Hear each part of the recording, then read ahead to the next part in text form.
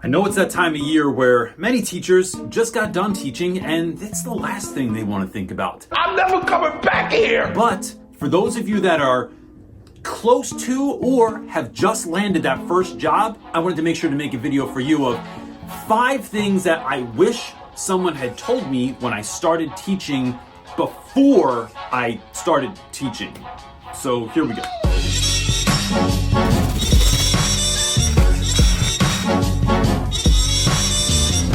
I'm making this video now because once the school year begins, you are often so inundated with all the roles, the responsibilities, the tasks, the things that others will put on your to-do list, matched with the things you are putting on your to-do list, and it becomes impossible feeling to get everything done.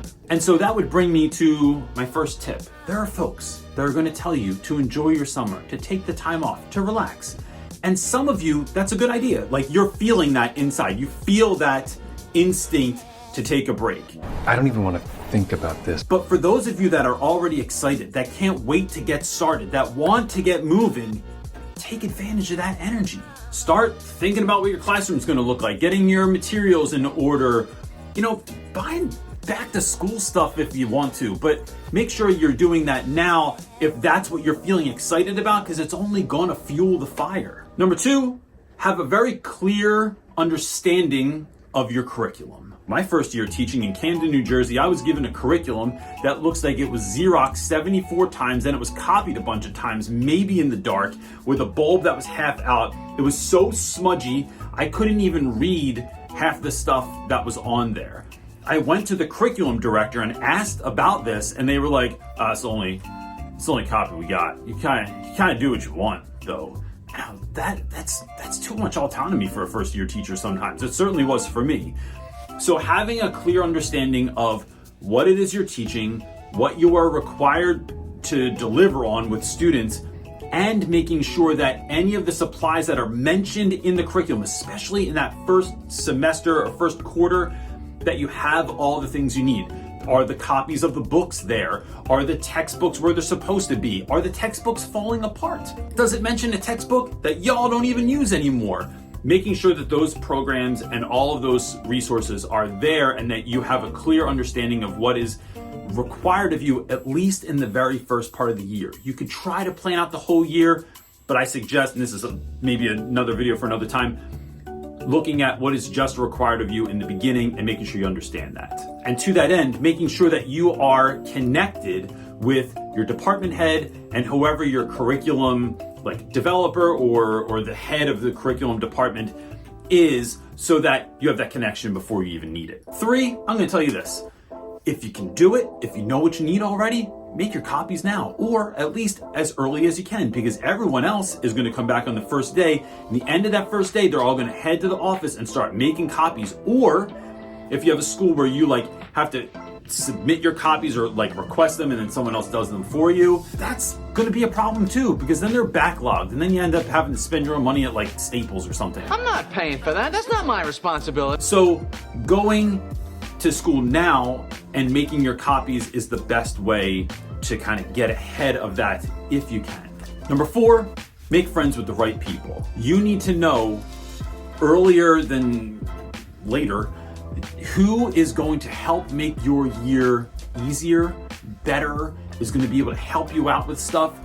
These are people that are instrumental in you having success in and outside of the classroom this year. So knowing who the janitors are, who the fix-it guy is in the school, who the office staff is, your admin, your department heads, your grade level team leaders, other teachers that are teaching the same subject that you can work with to lesson plan and to unit plan. Who's your co-teacher going to be? Who's in charge of school discipline? The key is getting to know these folks before you need them, so that it doesn't seem like you're just coming to them with your problems. You're coming to them with your kindness, your friendship, and your love on the front end, so that they will be far more willing to help you on the back end. We reap what we sow. And the 5th thing that I wish I had known, especially when I showed up to school at 5 o'clock in the morning to find that it would be locked for another hour and 45 minutes, is find out what your school's norms are with regards to your building. Like finding out what time they unlock the doors in the morning, finding out Also, how late you can stay. In my first year, I would stay sometimes till 7:30 at night,